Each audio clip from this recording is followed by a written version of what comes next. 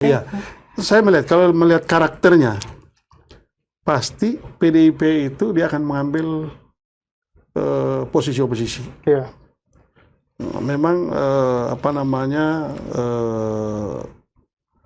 karakternya PDIP ya begitu, dan itu tidak mudah untuk ditaklukkan untuk menjadi bagian dari koalisi pemerintahan.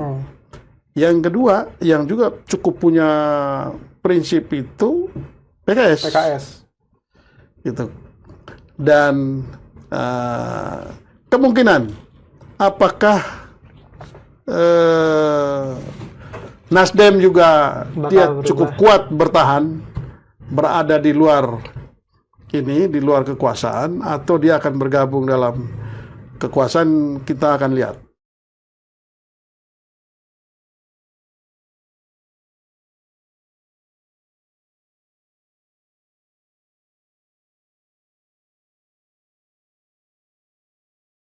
Nanti kita akan lihat apakah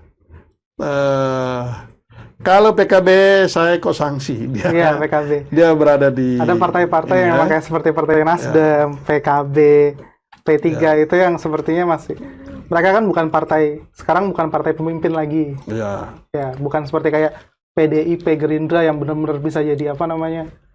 pemutus keputusan. Ya kan? Itu memang ini menarik ini kalau kita lihat petanya. Iya. Gitu. Nah, apakah nanti dengan kekuatan Pak Prabowo yang sekarang di legislatif kan masih 40%, 45% lah. Oh iya. Sekarang ini kan.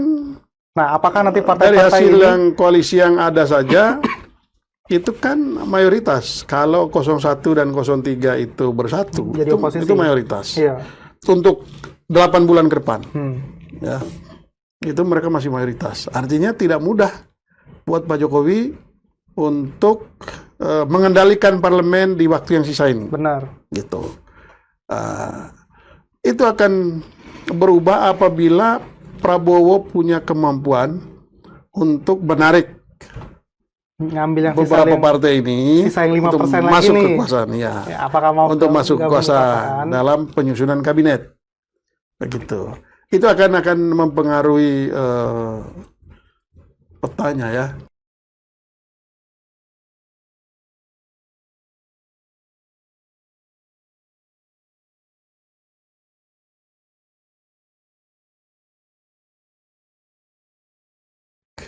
Saya kira politik kita 5 tahun ke depan dinamis. Lebih dinamis. Ya, lebih sehat.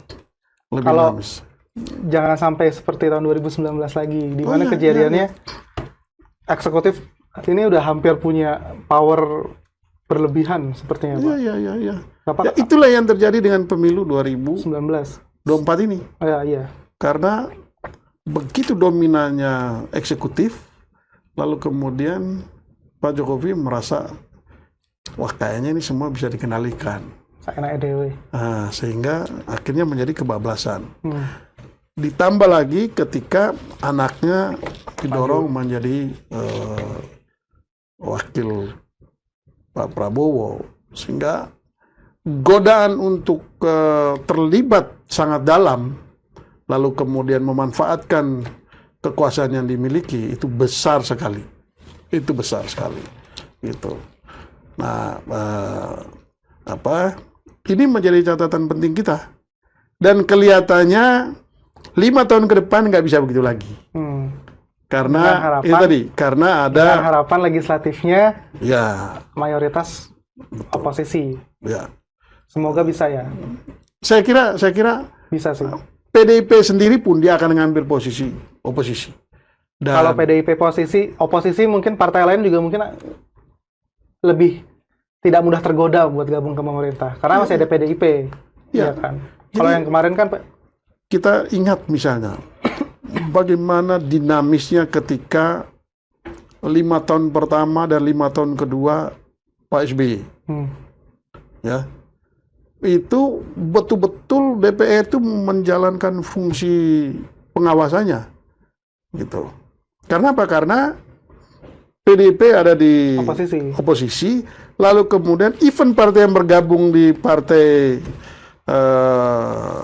penguasa, itu juga mereka mengambil sikap yang kritis terhadap pemerintahan. Kalau ini 10 tahun ini kan partai politik semua jadi lumpuh. Semua lumpuh. Praktis kita 10 tahun itu nggak ada suara kritis dari parlemen. Benar, banyak yang bilang itu matinya suara oposisi. Ya, betul. Itu yang terjadi. Hampir nggak ada suara yang. Nah, karena Pak Jokowi sangat disukai masyarakat. Itu faktor yang. Oh iya, itu jadi Pak Jokowi menyadari betul itu, sehingga pendukung utamanya Pak Jokowi itu, buzzer utamanya Pak Jokowi itu adalah pendukung-pendukungnya. Iya, malah. Begitu, sehingga tambah lagi memang partai politik sudah semakin pragmatis ya. Iya. Jadi akhirnya ya memang semakin lemah lah suara kritis di parlemen. Tapi 5 tahun yang akan datang, saya kira ini tantangan serius bagi Pak Jokowi. Tantangan serius bagi Pak Prabowo. Kalau dia tidak bisa memainkan atau mengendalikan dinamika politiknya, saya kira 5 tahun ini waktu yang terasa sangat lama bagi Pak Prabowo. Ya, karena dinamikanya luar biasa gitu. Dan itu baik, sehingga janji-janji yang disampaikan oleh Pak Prabowo dan Gibran itu harus betul-betul dijalankan. Kalau enggak, itu akan rame. Jangan lupa, saat ini itu partai oposisi itu juga mendapat dukungan energi dari masyarakat sipil. Benar. Ya, di mana guru-guru besar dari hampir semua kampus-kampus di Indonesia ini sudah turun gunung dan meninggalkan keprihatinan yang luar biasa. Jadi kalau nanti suara oposisi tidak bisa dikendalikan oleh Pak Jokowi, ditambah suara-suara para guru besar, suara mahasiswa, maka saya kira tidak mudah bagi Pak Prabowo Gibran untuk menjalankan pemerintahannya begitu.